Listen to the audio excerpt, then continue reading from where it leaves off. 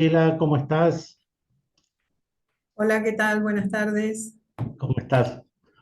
Bueno, yo diría que se va incorporando la gente, pero como solemos hacer, vamos a ser respetuosos de los horarios por los colegas que ya se encuentran. Así que nuestro agradecimiento a todos los colegas, amigos que están con nosotros. Esta es una nueva reunión que organiza el Centro Argentino de Estudios en lo Penal Tributaria, en el ciclo que hemos denominado 20 cuestiones fundamentales del régimen penal tributario. Es un ciclo debate. Ya estamos en la novena reunión y en el día de hoy tenemos el honor de presentar a Graciela Manonelas, que va a presentar este tema de la extinción de la acción penal por cancelación de obligaciones. Quería, en primer lugar, aprovechar para informarles a ustedes las próximas reuniones que organiza este centro. En principio, la fecha 18 de septiembre, para que ustedes la agenden, este es el 12º congreso que organiza nuestro centro. Así que 18 de septiembre, por favor, agendar esta fecha. Oportunamente vamos a dar a conocer los detalles de la misma. El día 1 de agosto vamos a continuar con nuestro ciclo de jurisprudencia. Ahí va a estar también Graciela Manonellas, que se va a referir a la asociación ilícita fiscal, y Esteban Semachowicz, que nos va a hablar sobre los delitos fiscales comunes. Y en el mes de agosto, dos reuniones tenemos de este mismo ciclo de debate. El 14 de agosto con Marta Nercellas. Ahí Marta va a referirse al tema responsabilidad penal de los asesores fiscales, y el 28 de agosto la segunda reunión, que va a estar a cargo de Francisco Dálvora, que nos va a hablar sobre blanqueo de capitales y evasión fiscal. Estas son entonces las nuevas reuniones que tenemos de nuestro ciclo. Así que le damos también la bienvenida a Graciela Manonella, que se encuentra con nosotros. Aprovechar la oportunidad también para felicitarla muy afectuosamente por su título de doctora en Derecho que ha adquirido recientemente en la Universidad de Huelva con la máxima distinción académica. Así que para nosotros es un motivo de gran distinción que nuestra colaboradora permanente y secretaria, además del centro, haya obtenido este galardón académico. Como decíamos, el tema de hoy, extinción de la acción penal por cancelación de obligaciones. Así que, Graciela, comenzamos, el auditorio es tuyo. Bueno, muy bien. Buenas tardes a todos. Gracias por tus palabras, Humberto. Me toca hablar hoy de un tema muy importante vinculado a la ley penal tributaria. ¿Por qué? Porque precisamente si no se, si la administración no hizo la denuncia, se puede evitar que la haga. Y si la hizo, se puede salir del proceso. Así que me parece una reforma importante que ha hecho el legislador. Vamos a empezar. Esto está en el artículo 16 del régimen penal tributario, la ley 27.430, en el título noveno. ¿Sí? Ahí empieza el régimen penal tributario.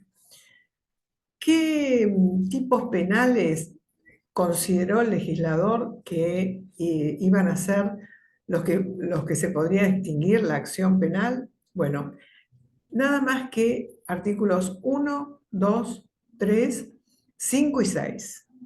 ¿Por qué? Es una buena pregunta que muchos nos estamos haciendo. ¿Por qué no todos? Porque quedaron unos cuantos, como ustedes verán. Repito, solamente evasión fiscal simple, evasión fiscal agravada, aprovechamiento indebido de beneficios fiscales, evasión simple previsional y evasión agravada previsional. ¿Qué dejó de lado el legislador?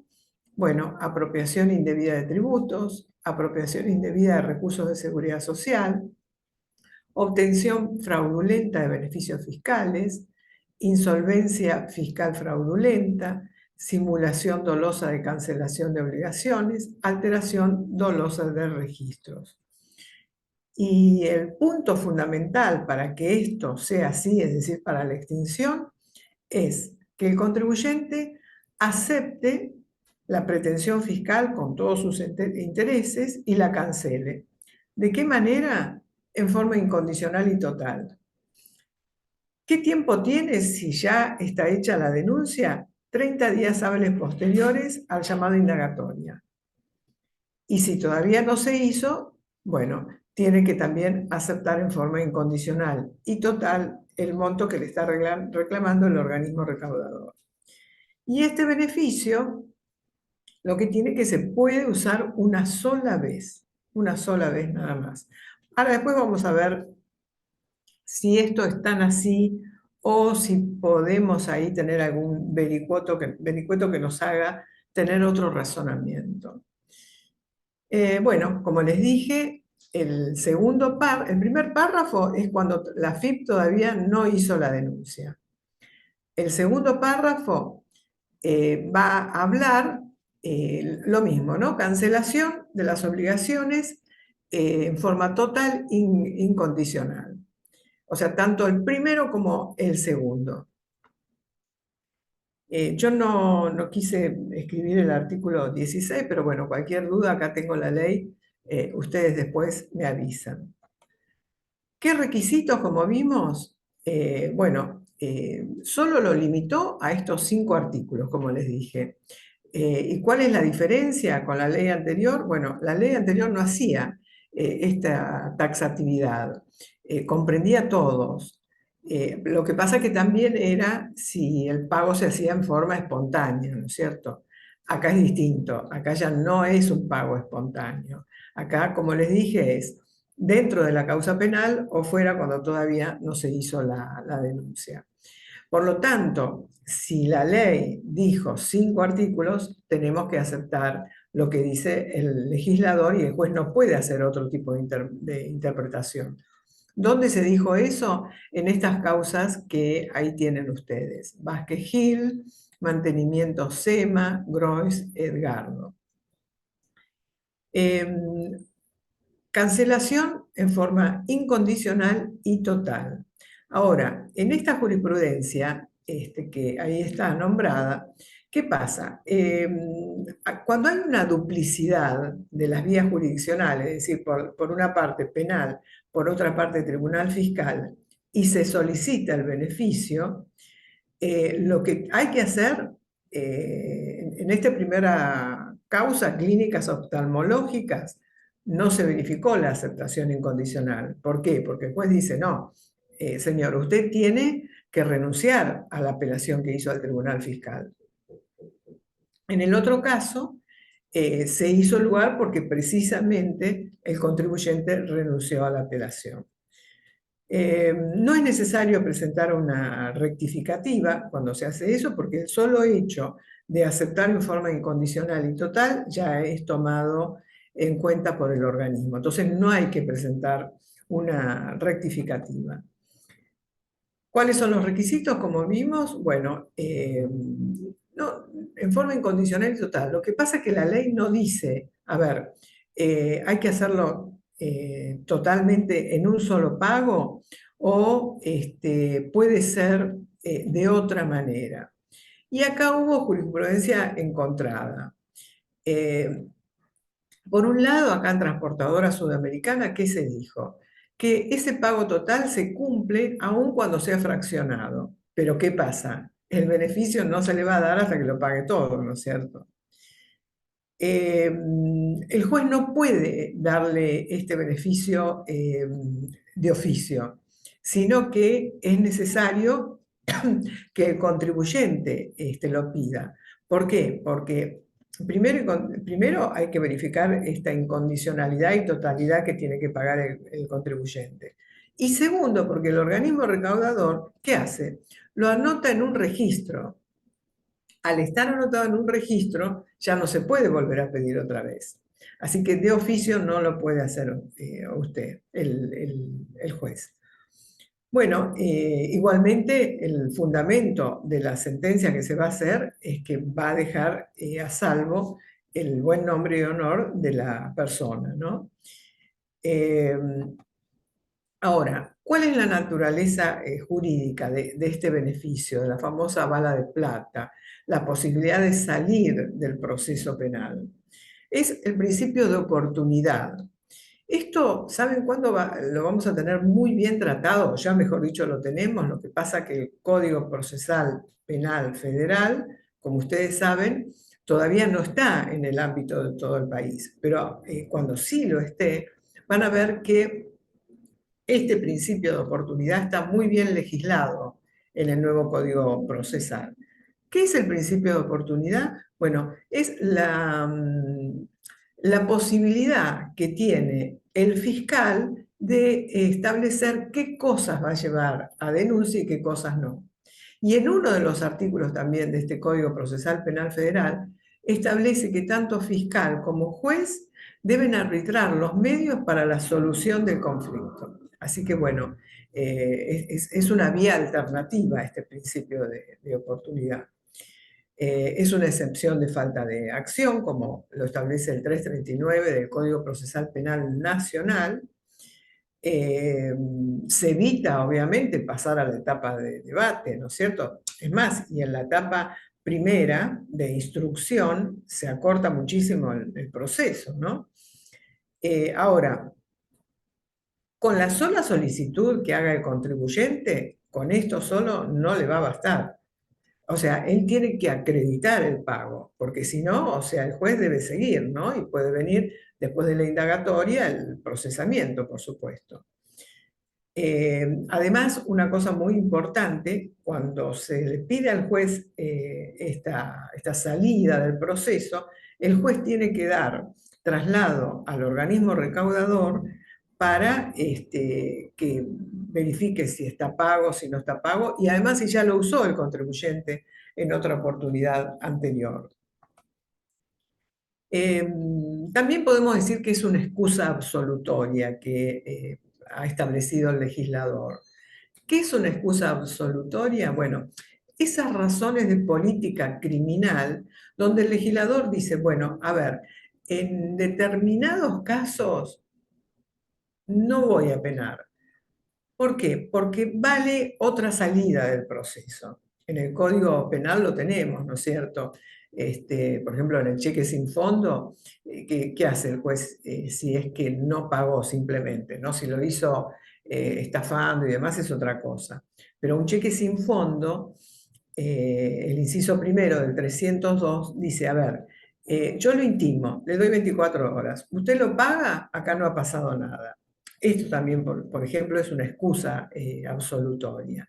Es decir, como les puse acá, circunstancias específicas que establece la ley por los cuales no va a haber una sanción para la persona. Acá, bueno, les vuelvo a repetir lo que les dije antes, estos 5 artículos se dan en esta ley, el régimen penal tributario, ley 27430, a diferencia del artículo 16 de la 24769, como ya les dije que comprendía todos los artículos, pero ¿qué pasa? Había que pagar en forma espontánea, ¿no es cierto? Lo cual era un poco difícil, ¿no? Que el contribuyente espontáneamente diga, bueno, voy a pagar. Casi siempre, o sea, el que estaba en esto, que no quería pagar, dice, bueno, lo hago. Total, tengo posibilidades de que a lo mejor el organismo recaudador no se dé cuenta. Con lo cual el pago espontáneo antes era difícil, ¿no? ¿Qué pasa cuando un contribuyente hace el pago en cuotas? Bueno, como ya les dije, o sea, el beneficio no se le va a dar hasta que lo pague totalmente. Y es más, hasta se puede denegar, porque el artículo no está diciendo que el pago puede ser, está diciendo pago total.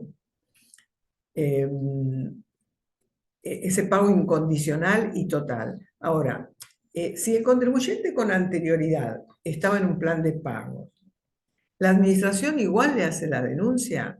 Yo, según mi opinión, acá sería un poco lesionar la teoría de los actos propios, ¿no? Pero la FIP puede igualmente hacer la denuncia, ¿no es cierto? Porque tiene que cumplir específicamente lo que dice este artículo 16. En este caso, en esta jurisprudencia que acá les traje, muy particular, caso Acevedo, bastante reciente, en marzo del 2024, acá se aceptó el pago posterior a los 30 días. ¿Pero por qué se aceptó? Porque hubo un error de la administración. El contribuyente estaba en un plan, pidió cancelar en forma total y por razones operativas el sistema no lo dejaba cancelar en forma total. Entonces, no fue un problema del contribuyente, fue un problema del organismo recaudador. ¿Se pudo demostrar esto? Sí. El contribuyente quería adelantar todos los pagos, pagar la totalidad y así de esta manera usaba este beneficio. Lo pudo probar y en este caso el juez dijo, sí, está bien, le vamos a dar la salida del proceso. Pero era un caso especial donde había error de la administración.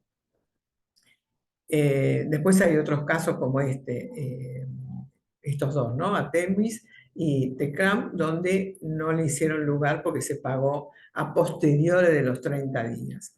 A ver, cuando hay un plazo, convengamos que ¿dónde está el perjuicio si el contribuyente, en vez de pagarlo a los 30 días, lo paga el día 31, ¿no? Esto un poco debe ser merituado, tanto por el juez como por la administración. Pero si nos ceñimos a la letra estricta de la ley, como debe ser en materia penal, tiene que ser dentro de los 30 días. Y tiene que ser el efectivo cumplimiento, ¿no? Porque en esta jurisprudencia, fíjese lo que dice. El derecho a obtener una extinción de la acción penal por la sola aceptación de un plan de pagos con prescindencia de que éste sea cumplido en su totalidad, no constituye un efectivo cumplimiento. Esto está dicho en esta jurisprudencia. Gabriela Farisano, ¿cómo estás?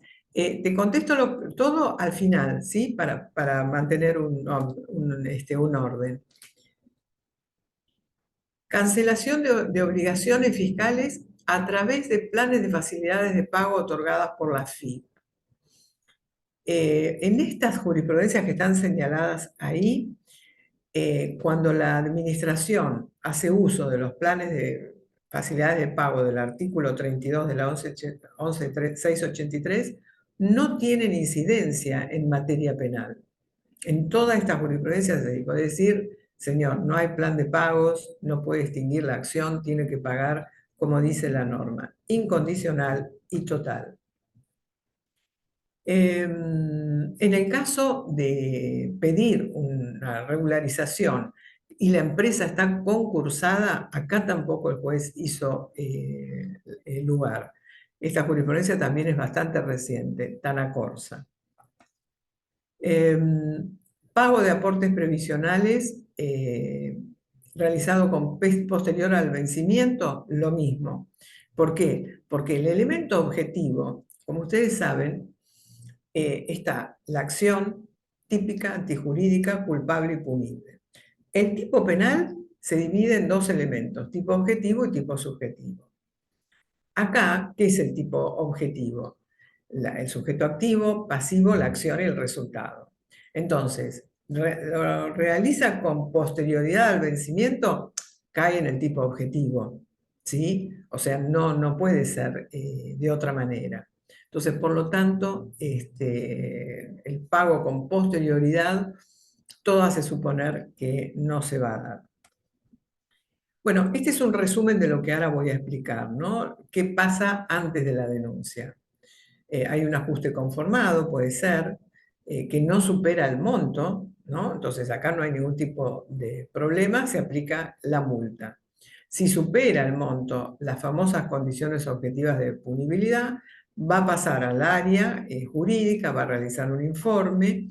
¿Por qué tiene que realizar un informe? Porque aún superando el monto, puede suceder que la conducta no sea dolosa.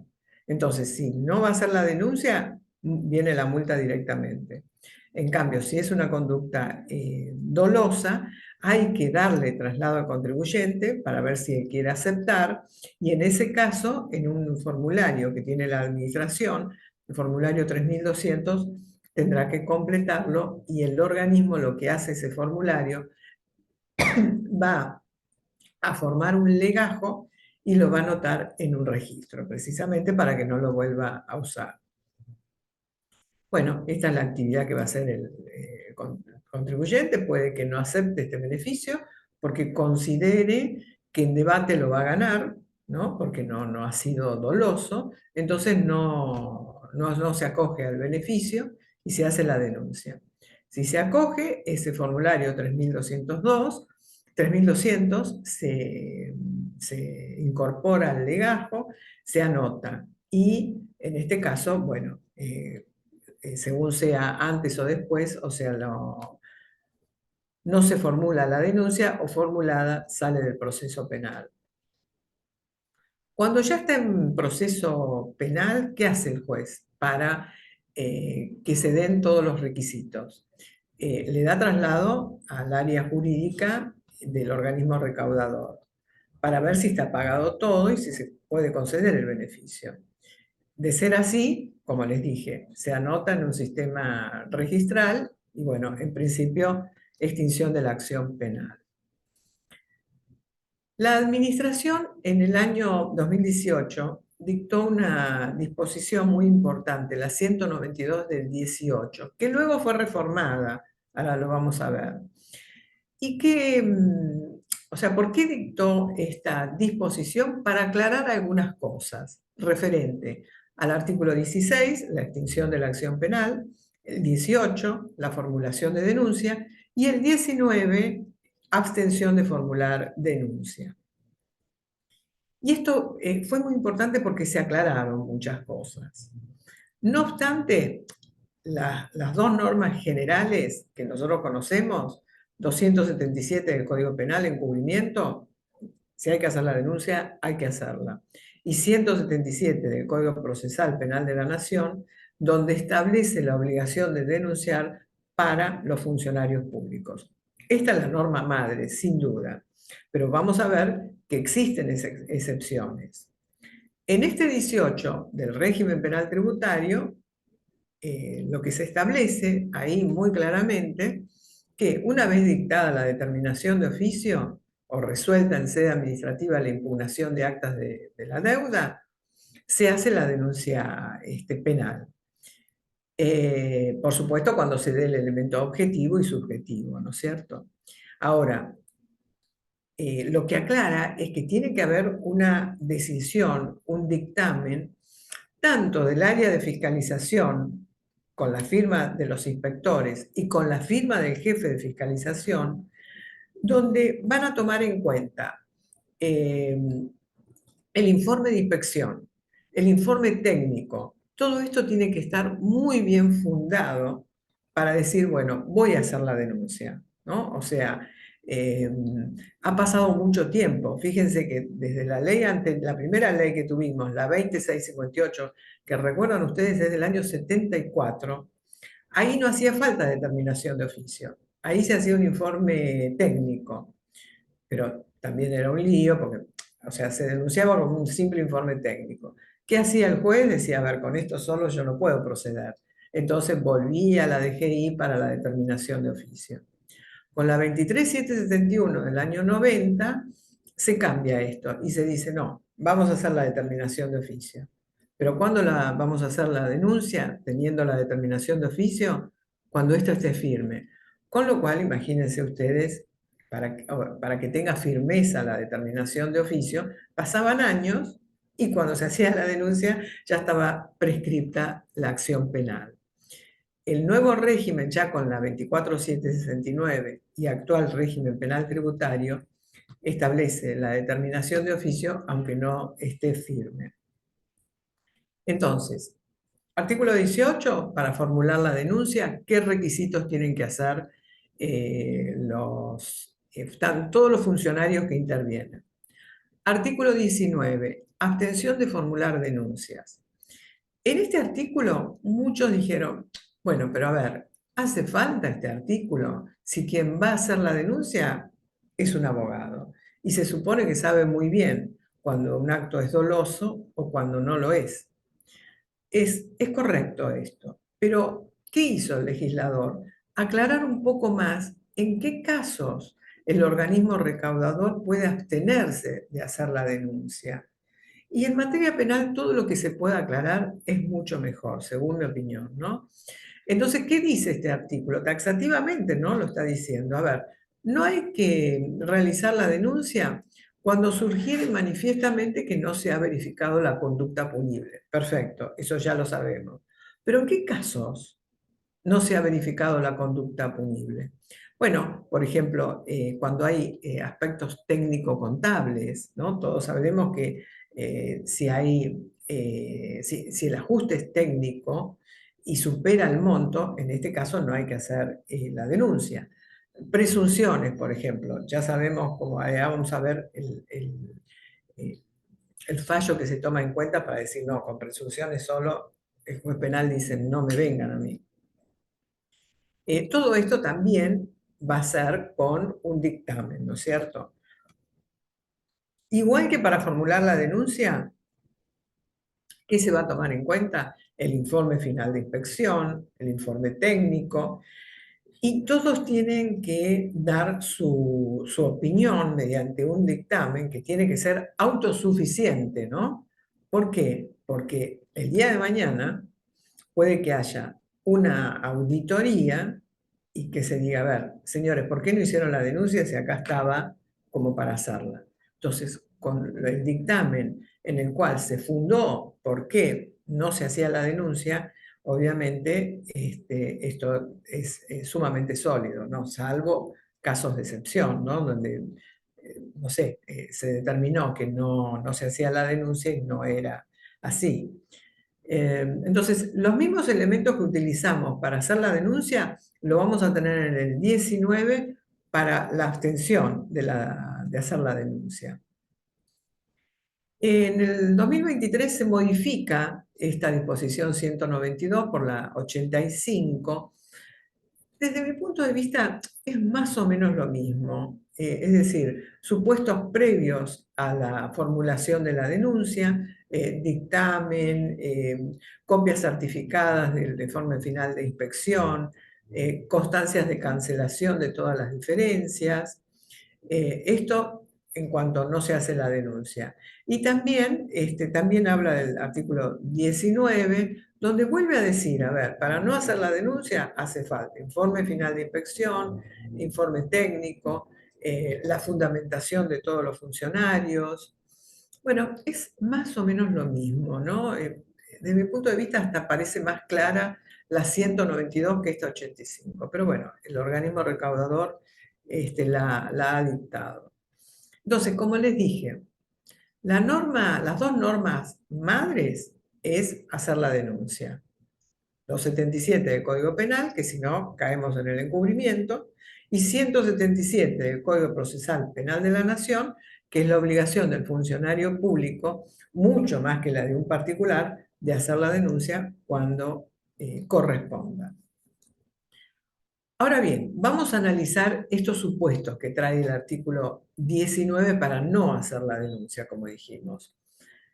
Cuando se trata de interpretaciones técnicas, interpretación de las normas, donde supongan ustedes que está dudoso, que se pidieron dictamen a asesoría legal. Entonces, acá lo que está diciendo el legislador, a ver, si el propio organismo recaudador está en duda con lo que dice la norma, hubo que hacer dictámenes, entonces no podemos trasladar esta duda al juez para que investigue. También dice, el monto de la obligación evadida. ¿Qué hay que hacer acá? Supónganse ustedes que lo pagado por el contribuyente tiene una magnitud muy importante frente a lo poco que no pagó.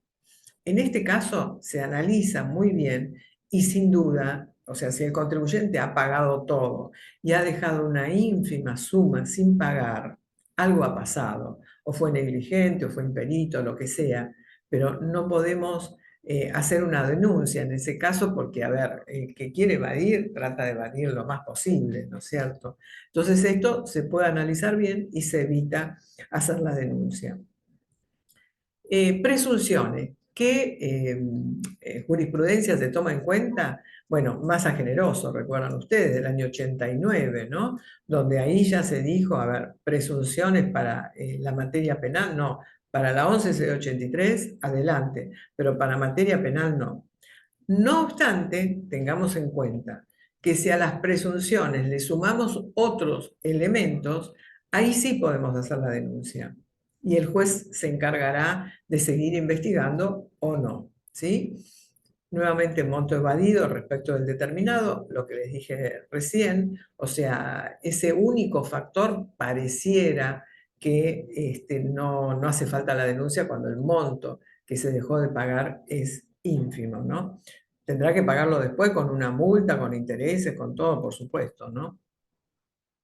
Ahora, ¿qué pasa cuando hay un ajuste conformado? ¿Sí? Y todavía no se hizo la denuncia. Entonces, si cae en alguno de estos artículos que establece el 16, 1, 2, 3, 5 y 6, en este caso hay que hacer un informe preciso, completo y circunstanciado, donde se le va a dar traslado al contribuyente para ver si quiere entrar en el artículo 16. Y si va a entrar, como les dije, tiene que completar el formulario 3200, se anota en el sistema registral y acá no ha pasado nada, no se hace la denuncia. Este es un supuesto que puede darse. Hay un ajuste conformado que, de no existir este artículo, iba para denuncia, ¿no? Porque convengamos que si se da el elemento objetivo y el subjetivo, y superando el monto y actuando con dolo, hay que hacer la denuncia. Pero como tenemos este artículo, se le da la posibilidad al contribuyente para decir, bueno, ¿quiere entrar en la famosa bala de plata? Adelante, si entra, perfecto. Ajustes que, más aún, están en discusión administrativa. Recién se inicia la fiscalización o ya está fiscalizado con traslado al contribuyente. Y en este caso, lo mismo. Se analiza si cae en los artículos 1, 2, 3, 5 o 6 de este artículo 16. Y en este caso, si corresponde hacer la denuncia, también hay que darle traslado al contribuyente para darle la posibilidad de que pueda pagar todo y utilizar este beneficio. Lo mismo si es una persona jurídica, tiene que suscribir esto el representante legal, ¿no es cierto? Ahora, lo mismo si hay aprovechamiento de beneficios fiscales, el artículo 3. En este caso lo mismo, se le da traslado al contribuyente para que lo acepte o no, se llena el formulario 3200 y se anota en el sistema registral. Lo mismo si son personas jurídicas, esto tiene que estar hecho por su representante. Si el contribuyente, en alguno de estos casos que vimos, se acoge al beneficio, no se hace la denuncia. Ahora, si no se acoge al beneficio, como les dije antes, porque el contribuyente dice, no acepto este ajuste, esto no es doloso, yo lo puedo probar en sede penal, bueno, no acepta el beneficio, se hará la denuncia y en este caso empezará el proceso penal. Bueno, este es un resumen de lo que acabo de decir en este cuadro. Es decir, un informe cuando no se hace la denuncia penal, con el informe final de inspección, el informe técnico, los dictámenes. Si se hace la denuncia, tiene que ser firmada, todo muy, muy bien fundado, y si no se hace la denuncia, exactamente lo mismo. ¿Qué normas legales hay en todo esto? Bueno, acá yo puse extinción de la acción penal, artículo 16, primer párrafo. Dispensa de la denuncia penal, 16, segundo párrafo. Formulación de denuncias, artículo 18. No formulación de denuncias, artículo 19. ¿Qué tenemos que tener presente en esto? Yo no sé si ustedes ya lo han escuchado. Pero cuando bien, apenas sale este régimen penal tributario, analizo el artículo 16, como también lo han analizado mis colegas.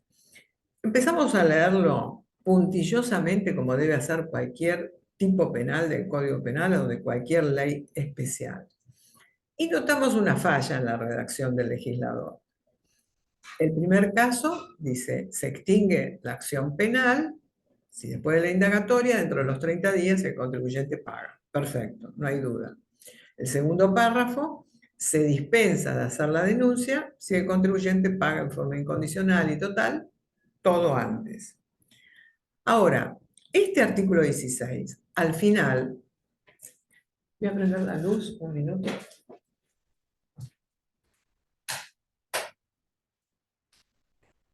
Fíjense lo que dice, que yo cuando lo leí pensé que llegado al juicio, ¿no es cierto?, los jueces iban a opinar como yo, pero no fue así. El último párrafo dice, el segundo párrafo tiene punto seguido y dice, este beneficio de extinción se otorgará por única vez por cada persona humana jurídica obligada.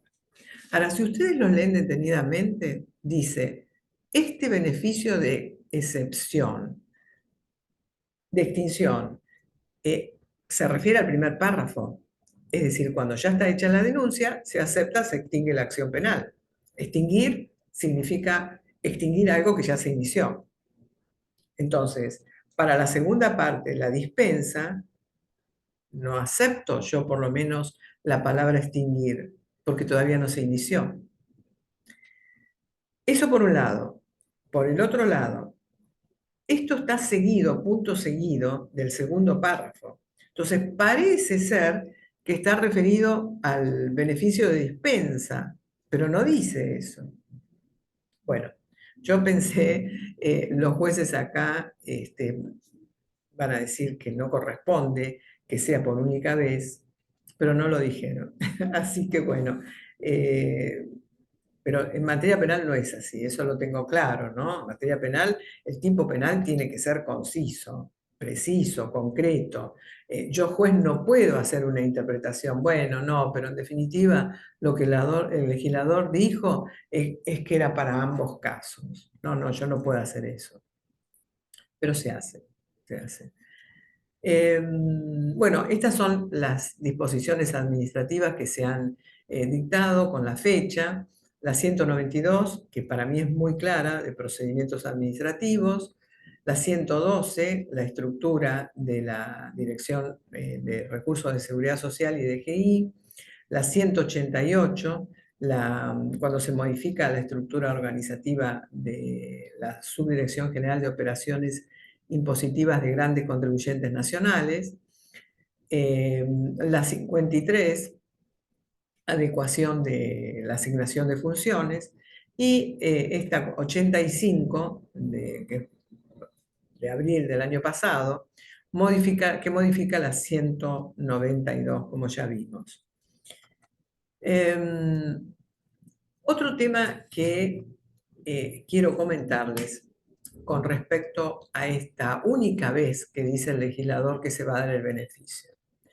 En el año 2015 se modifica el artículo 59 del Código Penal. El 59 es el que establece la extinción de la acción, cuando se va a dar la extinción de la acción penal, por la muerte, por la prescripción, por la amnistía,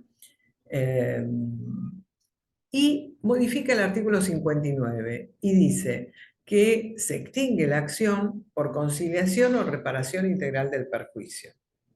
Esto es muy importante, esta reforma que hizo el legislador, porque está hablando de los mecanismos alternativos de resolución de conflictos, algo muy importante.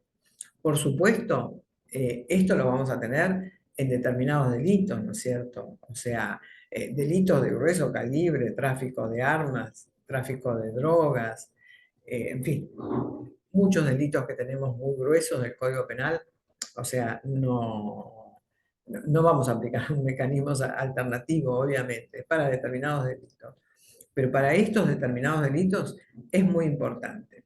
Entonces, conciliación o reparación integral del perjuicio. Importante, ¿por qué? Bueno, porque el imputado se va a beneficiar no teniendo que atravesar todo el proceso. ¿Qué va a pasar? Con respecto a la víctima, va a tener un justo resarcimiento con mayor rapidez. Y algo muy importante para la justicia, la justicia todos sabemos que está colapsada. Entonces, cuanto antes se pueda terminar un proceso, mucho mejor, ¿no? Porque descomprimimos el aparato judicial. ¿Cómo se llama esto? Justicia restaurativa. Justicia restaurativa, ¿sí? De tratar de restaurar las cosas al estado anterior. Vuelvo a repetir, para determinados delitos, por supuesto. Tanto la doctrina como la jurisprudencia habían estado en duda si hacía falta la norma reglamentaria del Código Procesal, pero esto se determinó que no era necesario. Ahora, ¿qué pasa? Este beneficio de extinción de la acción que tiene el 59, inciso sexto, ¿cómo lo compatibilizamos con el 16 del régimen penal tributario? Es una ley especial. Muchos defensores, ¿qué hicieron? A ver, el contribuyente pagó todo, pide la extinción de la acción, pero no por la norma del 16, por la del 59, inciso sexto, porque no habla de una sola vez. En algunos casos los jueces lo dieron, con distintos fundamentos. Por ejemplo, un fundamento muy importante es lo que no está prohibido está permitido. En ningún lado dice que no se puede aplicar el 59 inciso sexto. En otros casos, el juez dijo no, hay una ley especial, también con buen fundamento, ¿no? La ley especial deroga a la general. Ese es el principio de especialidad. Entonces, habiendo una ley especial con determinados requisitos, hay que aplicar esa ley.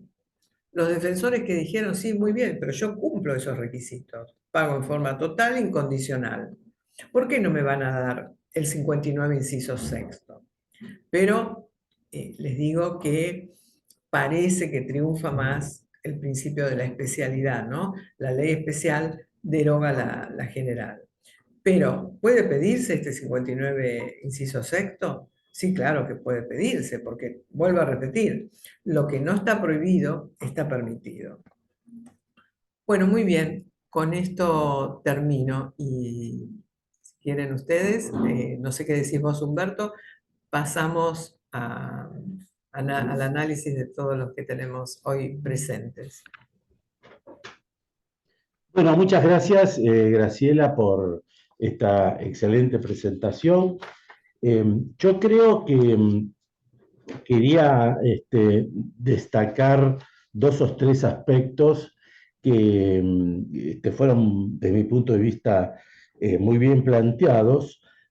Uno es para tener siempre muy presente esa distinción que nos plantea el primer párrafo del segundo del artículo 16, porque la gran diferencia es que ese primer párrafo supone de que hay un proceso penal ya iniciado y es el contribuyente que tiene la posibilidad de optar por la salida de la cancelación definitiva. El segundo párrafo, yo creo que hace un tema estratégico de los contribuyentes, de la defensa, porque si el contribuyente interpreta que está ante una situación que podría dar origen a un proceso penal, y él paga la obligación, y ese pago se da antes de la denuncia, ahí aparece el tema de la dispensa. Esto por eso es un tema estratégico del contribuyente. Fíjense que en este sentido ya no existe más la distinción pago a requerimiento, pago a espontáneo, esto no existe para nada. Es más, si la propia administración le intima al contribuyente y el contribuyente como consecuencia de esa intimación paga, y esto es anterior a la formulación de la denuncia, en todos los casos corresponde la dispensa. El otro aspecto que me parece que también es importante destacar, que en realidad la ley no habla de pago de la obligación fiscal, sino habla de la cancelación. Y esto de cancelación tendría un elemento muy importante para considerar, que sería que si el contribuyente cancela la obligación tributaria por una compensación, en ese caso se estaría dando el requisito que exige la ley, que es la cancelación, porque sabemos que la compensación es una forma de cancelación. Ahora bien, acá aparece un tema que es estrictamente tributario, pero que indudablemente puede tener un efecto de tipo penal, porque nosotros sabemos perfectamente que la compensación, la solicitud de compensación que es efectuada por el contribuyente requiere de la aprobación de la autoridad fiscal. Entonces la pregunta sería, ¿qué pasa si el contribuyente hace la solicitud de compensación pero no tiene la aprobación del ente fiscal? Bueno, esto posiblemente en un proceso penal se va a solucionar porque el juez le va a dar traslado a la FIP y la FIP en ese caso va a tener que decir si ha quedado aprobado o no. Y por otra parte, la jurisprudencia de la Corte tiene dicho que una vez que la administración tributaria aprueba la compensación, esto tiene efecto retroactivo, o sea que se referencia al momento de la solicitud de la compensación y no al momento del acto administrativo por el cual la AFIP haya conformado este aspecto. Me parece que el otro tema que ha planteado Graciela también en forma muy bien, con antecedentes jurisprudenciales, es uno de los temas más discutidos en jurisprudencia, que es el tema del plan de facilidades.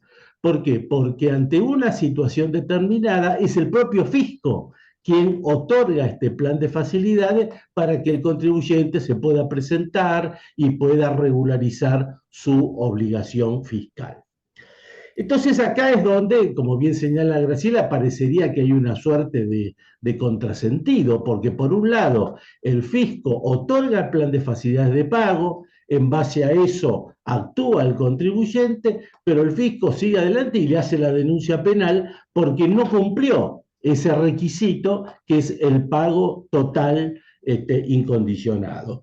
Y acá la posición de la jurisprudencia es que efectivamente en el plan de pagos no hay un pago total y si no hay esa forma de cancelación, tampoco corresponde la suspensión del proceso penal. O sea, ni la suspensión ni la extinción una vez que se cancele con posterioridad, que es, como bien lo decía Graciela, la jurisprudencia general imperante.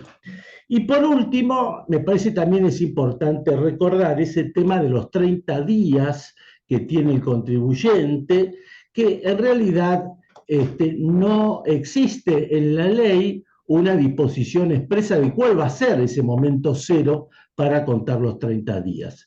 Pero acá la jurisprudencia ya ha avanzado en el tema y ha sostenido que en realidad eso se cuenta a partir del acto procesal en el cual se le informa al contribuyente que está en un proceso penal por tal y tal situación. Al tomar conocimiento de eso, ese sería el momento cero. Algunos hablan de la indagatoria, pero bueno, yo creo que si este tema es anterior, este sería el momento cero para computar el plazo de los 30 días. Bueno, hecho entonces estas consideraciones en general, vamos a pasar ahora a la segunda parte, que es el intercambio de opiniones. Teníamos un pedido ahí de Gabriela. Te saludamos, Gabriela. Muy buenas tardes y te escuchamos. Sí, buenas tardes. Bueno, muy buena la exposición, Graciela, gracias Humberto. Efectivamente quería confirmar lo que vos decías respecto de que desde la práctica, porque me ha ocurrido, si uno quiere hacer una cancelación total de un plan de pago, el sistema tiene previsto la cancelación total, pero impacta en el sistema recién al mes siguiente. Y como los impactos, si ustedes recuerdan siempre de las cuotas, fueron los días 16 y 26, yo lo he averiguado en casos que tenía justamente reclamos. La única manera de poder cancelar totalmente un plan de pago es que uno en el sistema la solicita la cancelación, pero se lo van a debitar por completo el día 16 del mes siguiente. O sea, en realidad es una cuestión de sistema. No hay forma de uno cancelar el plan el día que decide que lo quiere cancelar. Exacto, Gabriela, es tal cual vos decís, y es justamente el antecedente jurisprudencial que nos señalaba Graciela, porque fíjense que en ese caso tan particular que ella presentó, muy interesante, porque bueno, esto nos da pie para ver que hay alguna flexibilidad, el contribuyente le dijo al juez que no iba a hacer una presentación espontánea porque él iba a pagar toda la obligación, y al pagar toda la obligación iba a quedar afuera. Pero cuando va a pagar toda la obligación se encuentra justamente con ese problema operativo. Cuando el juez le da traslado al fisco, el fisco le dice, sí, en realidad para hacer eso existe este problema y por lo tanto no se puede hacer en este momento. Ese es un poco el origen de esta jurisprudencia, por supuesto una jurisprudencia muy especial, excepcional, donde se tienen que dar una serie de circunstancias en cuyo caso el juez convalida la extinción de la acción penal, aun cuando la cancelación se hace con 30 días de posterioridad. No sé si querés agregar algo al respecto, Graciela. No, no, acá hay, por supuesto coincido, una interpretación armónica que está haciendo el juez, sin duda. No es problema del contribuyente porque él quiere pagar. Si el sistema no lo deja, ya es otro tema y no se puede contar estrictamente el plazo, ¿no es cierto? Sería una violación al debido proceso, al derecho de defensa y demás. Así que yo creo que en esos casos todos los jueces van a actuar de la misma manera, sin duda. Muy bien. Seguimos con, no sé si está Cristian Fabris, a quien saludamos, Cristian, que hace tiempo no te escuchábamos. Buenas Ahí te tardes. estamos viendo, un honor de... Te estamos viendo más o menos, porque llegaste a la frente. Ahí. Ahora sí, Cristian. Felicitaciones, Graciela, por dos cosas, por tu exposición y por el doctorado. Muchas Gracias. gracias. Muchas gracias. Bueno, me encantó la exposición tuya, fue muy completa. Lo único que yo quiero agregar es el tema final que hablaste, del artículo 59. Y más que nada porque con el problema de los planes de pago, de que no se puede pagar por ahí, uno no puede pagar todo de golpe, y sí lo puede pagar en cuotas. Hay muchas empresas que se acogen a ese plan de facilidades de pago y no ven cerrada la causa penal por el artículo 16, pero sí podrían salir por el artículo 59, en cuanto a está la famosa conciliación, pese a que hay una disposición, creo que hay una instrucción por parte de la FIP, donde no acepta la conciliación. Eso es así. Todavía no hay nada, pero es un tema muy difícil la conciliación. Así que no, no Porque coincido con vos, sí, sí. sí, porque pareciera que aunque sea una ley especial, la ley penal tributaria como lo es, lo cierto es que el artículo 59 se aplica a las leyes especiales, salvo que éstas digan algo al contrario. Y la ley penal tributaria no dice nada al contrario. Claro, claro, Y por claro. otro lado, tampoco está previsto en la ley penal tributaria el pago en cuota. En cambio, sí podría estar previsto en el Claro. artículo 59, lo que Sí, sí, facilitaría mucho la cuestión. sí, sí, sí, Y- sí. Totalmente de Sí, acuerdo, ¿no? Porque lo que tenemos que tener en cuenta ahí es la recaudación, ¿no es cierto? Todos, Vox Populi que se dice, a ver, la ley penal tributaria, si bien es una ley penal, lo que se trata de primacía es de la recaudación. Creo que al fisco meter a la gente presa y que no pague no le conviene, ¿no? Entonces, por eso yo digo, lo beneficioso de estos mecanismos alternativos que se ha dado en llamar justicia restaurativa, ¿no? Sí, perfecto. sí, el Por otro problema, lado, yo creo que el problema de esto es que nosotros hemos visto ya en anteriores reuniones, hay varios tribunales orales que han dispuesto la aplicación de la reparación integral en materia impositiva. Pero cuando llegó a casación, casación hasta ahora tiene una posición negativa. Me parece que esto hay que tener en cuenta. Y esto es así porque casación está participando de la idea que en realidad la norma específica es la ley penal tributaria y no la de reparación integral. Y entonces la específica es la que atrae y por lo tanto no se aplica la reparación integral en materia impositiva. Por supuesto que los tribunales orales tienen dicho todo lo contrario, tienen dicho todo lo contrario, pero me parece que es importante considerar que hasta el momento en casación la jurisprudencia no viene bien en esta materia, ¿no? Sí, pero los fallos de la Corte pareciera que estuviesen a favor del 59, de que se aplique, y no lo que dice casación. ¿Por qué? Porque todos los beneficios que puede otorgar una ley no pueden ser interpretados de forma restrictiva.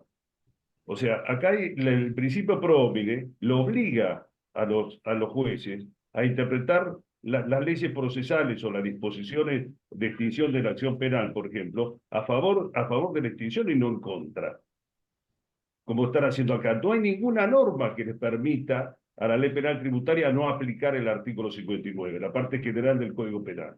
No hay ninguna norma. Entonces, ¿por qué van a interpretar, va a ser una interpretación de que existe una norma cuando no hay? Este es el No, y tema para mí. además te agrego, Cristian, concuerdo con vos, el Código Procesal Penal Federal establece en uno de los primeros artículos, es decir, que le dice al juez y al fiscal, se debe tratar de llegar a mecanismos alternativos de resolución de conflicto lo antes posible. O sea que esto es como bien decís vos, ¿no? O sea, debiera darse. Lo que pasa que, bueno, tenemos atrasos con el tema este, ¿no? O sea, el Código Procesal Penal Federal, que también nos va a hacer, ¿no? Porque, bueno, lo tenemos en muy pocas provincias, ¿no? Y Sí, otra además, imputación que le hacemos, perdón, la otra posición de imputación que Cristian también de le la tenemos que hacer Corte, una- decía que la posición de Cristian de la Corte está demostrando eso, pero también tenemos que convenir que la Corte todavía no se ha expedido en el caso concreto, ¿no? Es decir, en No, aquellos casos en donde casación ha denegado el beneficio para los contribuyentes. hay un fallo que no me acuerdo cuál es de la Corte, donde se aplicó algo muy parecido, que es el tema de la cancelación por los blanqueos o la moratoria, cuando se paga antes, cuando está cancelado antes de la moratoria, que se dice que se extingue la acción penal. Ahora en la nueva moratoria, en la ley 27.743, creo que es el artículo quinto, Lo recoge eh, expresamente. expresamente lo prevé. Pero además, pero el problema que hay ahí es que la Corte dijo que para ese caso la norma se interpreta que no se necesita ningún otro requisito de la ley de blanqueo de moratoria. Dice que el único requisito que exige es que esté pagado antes. No exige ni que sea incondicional, ni que sea, ni que no abarque cuestiones que no se pueden ingresar en moratoria. Hay un fallo de la Corte que dijo eso, que no me Sí, acuerdo, Bunge puede ser, no me sí, lo acuerdo. que pasa, Cristian, que ese caso no habla de la cancelación total, porque para la Corte la salida no es el artículo 16, sino lo hace salir por la propia ley de moratoria, a Sí, pesar que la ley de moratoria no lo establecía, ¿no? sí. Y lo hace en base a un principio de igualdad, de razonabilidad, porque dice, si el contribuyente tiene una deuda, se mete en la moratoria y tiene ese beneficio, aquel que antes de la vigencia pagó todo, parecería que sería irrazonable que quede sin ese beneficio. Por esa razón no habla de pago total, porque en realidad lo está sacando por el régimen de moratoria, o sea que el contribuyente ese no gastó la bala de plata, ¿no? Todavía no Claro, gastó porque no pero entró el artículo 16. la interpretación que hace siempre es favorable. Eso es lo que yo digo. Las normas estas, la Corte lo interpreta para que se beneficie el que la utiliza, no se la restringen. Sí, sí, No hay sí. duda, no hay duda. Por eso decía, ese criterio es el que nosotros vemos observando los tribunales orales. Está justamente en ese sentido y están disponiendo la extinción de la acción penal, inclusive haciendo referencia al nuevo código, ¿no? Sí, Como decía Graciela. sí, Pero sí. bueno, es un tema que está todavía por decidirse, ¿no? Esto es lo que quería un poco señalar. No sé si está Marcelo Domínguez, lo saludamos. Hola, hola, ¿cómo les va? Marcelo, ¿cómo te va? Un gusto verte. ¿Qué tal? Bueno, igualmente, igualmente. Bueno, primero felicitaciones, Graciela, muy, muy bueno lo tuyo, felicitaciones por el doctorado en España.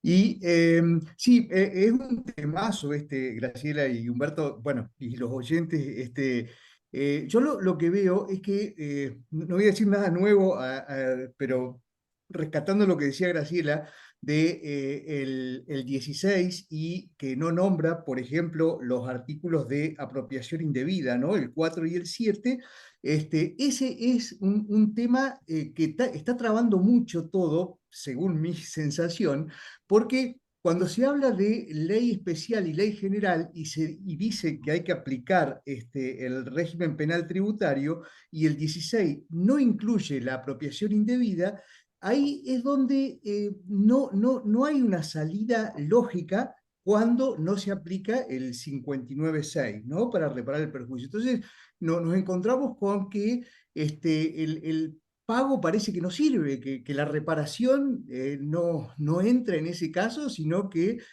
hay que ir al castigo, ¿no? Y a eso le sumo el problema de la obra social, que también es un tema que al sumarse en las denuncias penales y la obra social ni siquiera está en las leyes de moratoria, bueno, también es un problema lo que es el pago directo, que la AFIP no ejecuta, pero sí lo incluye en la denuncia.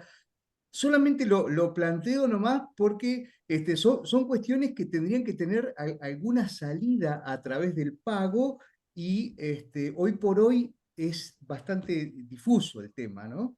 Bueno, nada más que eso quería aportar. En ese caso, los defensores estarían más habilitados para pedir el 59 inciso sexto, ya que no está en la ley penal tributaria. Pero ¿qué pasa? ¿Qué van a decir los jueces? Va a estar en mejores condiciones los agentes de percepción que pueden entrar al 59, que no es por única vez, que aquellos que sí o sí tienen que entrar en la ley penal tributaria, ¿no? Pero este sería un argumento también para decir, bueno, a ver, la ley penal tributaria tiene 5 artículos. Estos no están, yo puedo pedir lo otro, porque también no hay ninguna norma que lo prohíba, ¿no? Sí. Pero parece que estamos un poco todavía en pañales en todo esto. Sí, a mí me parece muy interesante las dos acotaciones que ha hecho Marcelo.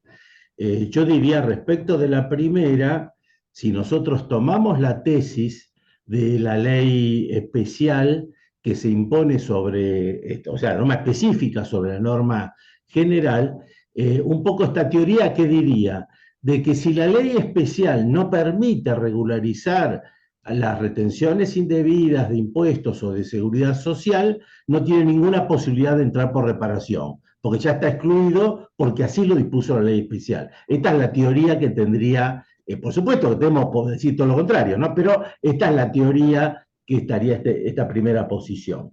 El segundo tema me parece muy importante que está señalando Marcelo, porque hoy hay muchísimas cuestiones que están en los procesos penales sobre el tema de la apropiación de seguridad social, donde acá nos encontramos también con esta novedad, que las dos salas de la Cámara Penal Económico, acá ustedes saben que el problema es el sus inseparable o no, esta es la discusión que existe, y entonces las dos salas de la Cámara, aún reconociendo que el SUS es indivisible, o sea, no se puede separar lo que es el aporte previsional de seguridad social. Aún reconociendo eso, termina diciendo que si el contribuyente entró en el plan de facilidades de pago por la parte previsional y debe obra social, igual se le aplica la extinción de la acción penal en este caso particular, porque es el sentido que tuvo la ley de moratoria. Lo que ocurre que esto fue a casación y casación también revocó este criterio. Casación, con la posición del SUS unánime, está diciendo que esa concepción de la Cámara de Apelaciones no es visible, no es válida y por lo tanto vuelve atrás con el argumento. Y es por esta razón que me parece muy importante la ley de moratoria que ha quedado aprobada, que sale al encuentro de todo esto, porque sostiene que en aquellos casos en que el contribuyente regulariza las apropiaciones indebidas de seguridad social, le corresponde la extinción penal, dice la ley, aun cuando el contribuyente debe obra social. O sea, esta moratoria tuvo la bondad de haber arreglado este problema que, como bien dice Marcelo, en realidad viene de hace muchos años, porque hace muchos años la moratoria dice lo mismo: aportes previsionales se regulariza y no se regularizan las obras sociales. Obviamente, siempre nos preguntamos por qué esto es así, ¿no? ¿Por qué una ley dispone terminar con el problema en las apropiaciones de seguridad social y no de obra social? Bueno, y sabemos que esto tiene toda una historia donde se le deja lugar a las obras sociales para que las obras sociales arreglen con las empresas la forma de cancelación. Esta en realidad es la razón. Nadie se quiere meter con las obras sociales, por esa razón no entran en la moratoria. Acá hace lo mismo, tampoco entran las obras sociales, pero insisto con esto, la bondad de la moratoria es que tiene previsto que si el contribuyente regulariza la deuda de apropiación de seguridad social, a pesar que tenga la deuda de obras sociales, porque no la canceló, igual tiene el beneficio. Esto es la primera vez que sale una norma como esta y me parece que eso es para aplaudirla porque realmente viene a solucionar todos los conflictos que hasta el momento existían. Así que bueno, muy interesante tu participación, Marcelo, con ambos casos. Prendió otra vez la luz Cristian Fabri, no sé si quieres acotar algo, Cristian. No, estoy totalmente de acuerdo con vos. Felicito esta vez al legislador, porque uno de los graves problemas que hay con las obras sociales es conseguir el certificado que está todo pago. No Exacto, contestan nunca y nunca el juzgado le hace caso tampoco. Así que exactamente. las causas duran ni duran. ¿Eh? Vamos por Exactamente. eso. Es Vamos. así, es así, es así. Gracias. Está también Claudia Rojas, que hace tiempo que no la veíamos. Claudia, si estás ahí, te saludamos.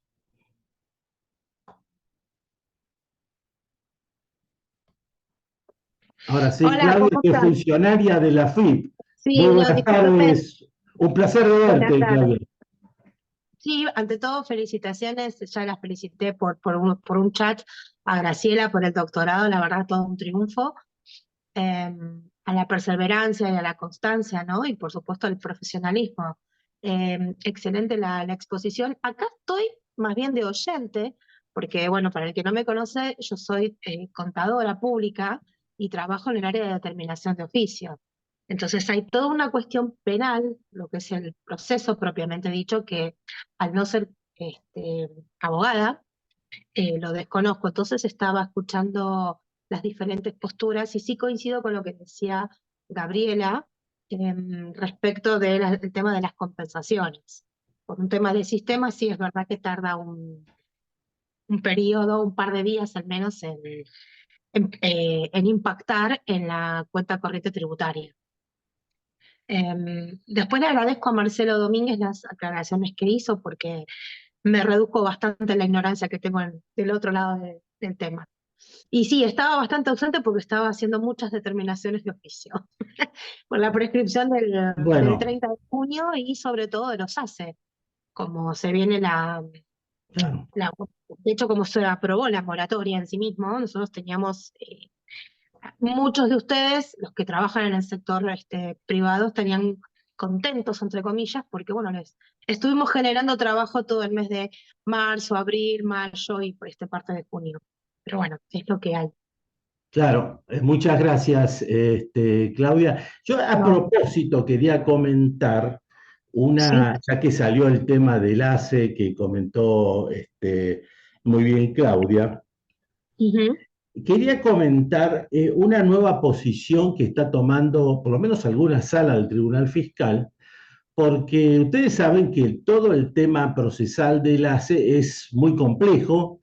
En Ujú. general, los contribuyentes han decidido accionar por vía de acción declarativa, han solicitado medidas cautelares. En Sí. general, las medidas cautelares en el ámbito de la Ciudad de Buenos Aires no se otorgan. Sí se otorgan paradójicamente en jurisdicción del interior. Ejemplo, lo hemos visto en Mendoza, vimos alguna en Salta, alguna en Rosario, esto Mm. se ha visto. Pero más allá de eso, hoy nos encontramos con que justamente gracias a los funcionarios como Claudia, que están haciendo las determinaciones de oficio, el contribuyente se encuentra con la determinación de oficio del aporte solidario, o porque no presentó la declaración jurada, o porque la presentó con un monto inferior al que considera la administración tributaria, y entonces el contribuyente que ya había iniciado la acción judicial de la acción declarativa, a su vez tiene ahora que ir al Tribunal Fiscal para presentar recurso de apelación justamente de esa resolución. Y entonces aquí se presenta el nuevo obstáculo, porque el contribuyente cuando va al tribunal fiscal pide una excepción de litipendencia, porque dice, mire, el tribunal fiscal, acá hay un recurso de apelación, pero resulta que por la misma razón, por el mismo impuesto, por el mismo periodo fiscal, está la justicia entendiendo. Así que le pido que suspenda el proceso del tribunal fiscal y esperemos qué es lo que resuelva la justicia. Las primeras salas del tribunal denegaron esta excepción que oponían los contribuyentes porque entendían que las tres condiciones para la independencia no se daba, pero ahora hay otra sala que dice todo lo contrario. O sea que dice que procede la excepción y por lo tanto se suspende el trámite del Tribunal Fiscal a la espera de la resolución judicial. Así que bueno, aprovecho para comentar esto dado lo que ha comentado Claudia de lo que son las determinaciones y del nuevo vericueto que se presenta desde el punto de vista procesal. Gracias, Claudia. No, de nada. Yo no sé si había levantado la mano Damián Navarro. Percibí que hay una mano levantada. Si es así, Damián, te escuchamos.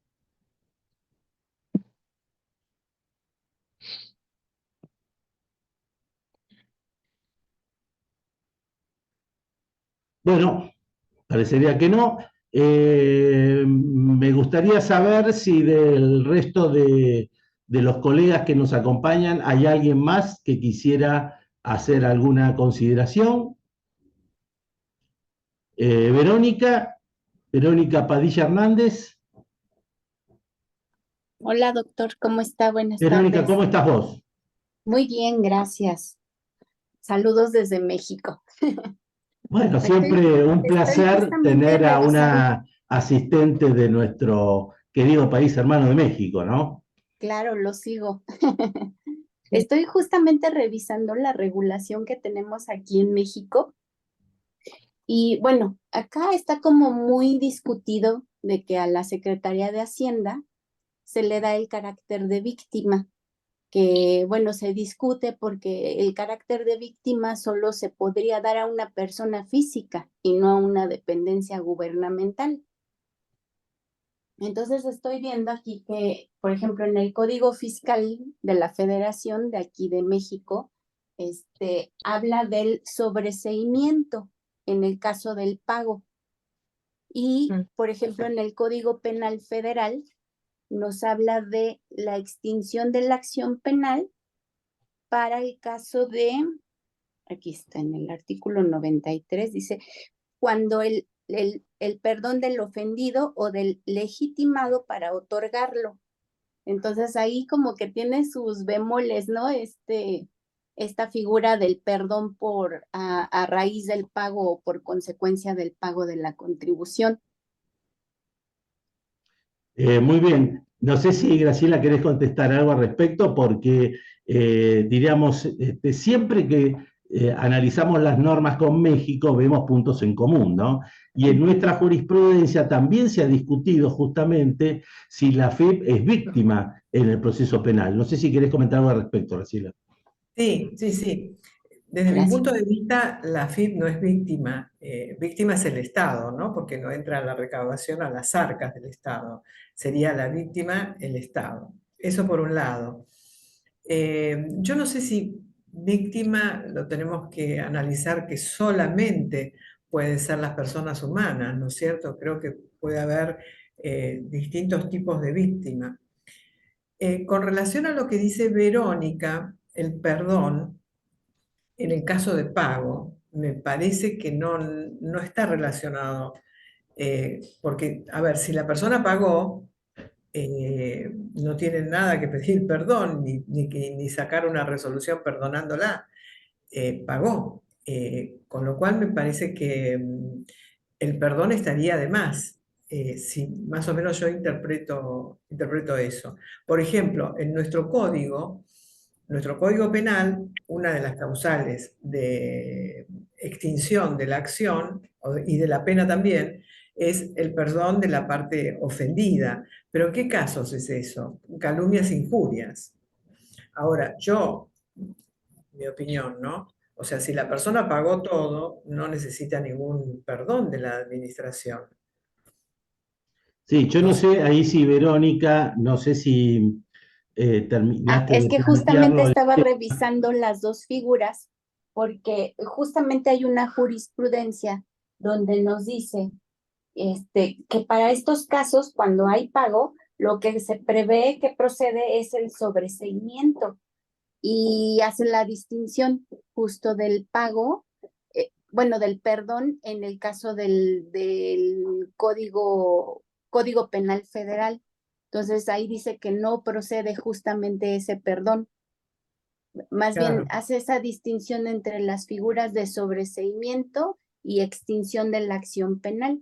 Entonces, lo que procede aquí en México es el sobreseimiento. está bien, ahí sí, Ujú, sí, sí, sí, está bien, ujú. está bien. Sí, o Sí, sea, en ese caso habría en México una extinción de la acción penal por cancelación de la obligación y esto terminaría con el sobreseimiento. Claro. Un No sé tema si que, perdón, no sé si querés preguntarle algo más. no, le estaba preguntando a Verónica, no sé si a su vez el código habla de algún requisito especial que se requiere para que en el caso de pago exista la extinción de la acción penal, que es un poco lo que pasa con nuestra ley, ¿no? Ujú. Aquí lo único que nos dice es el pago con las sanciones, los recargos, y lo tiene que aceptar la Secretaría de Hacienda y tramitarse ante el Ministerio Público. Claro. Bueno, Ujú. en base a lo que estás diciendo, Verónica, a mí hay una cosa que me llama la atención ahora, porque una cosa es hablar del pago de deuda de capital, de los accesorios, de los intereses, pero otro caso distinto son las sanciones, porque, por ejemplo, para el sistema impositivo argentino, la sanción obviamente no es pago, no se puede pagar, no es requisito, porque la sanción queda suspendida. La sanción administrativa queda suspendida mientras se tramita el tema penal. No sé si ahí en México esto es distinto y se impone antes la sanción, que por eso después te dice de pagarlo. Esta es la parte creo que distinto con el régimen argentino. Y es que justamente creo que ahí es también donde se hacen análisis, porque cuando uno solicita la línea de captura, que es justo la forma en la que pagamos las contribuciones, pues por lo general calculamos la contribución, la actualización y recargos, porque pues la sanción la determina la autoridad.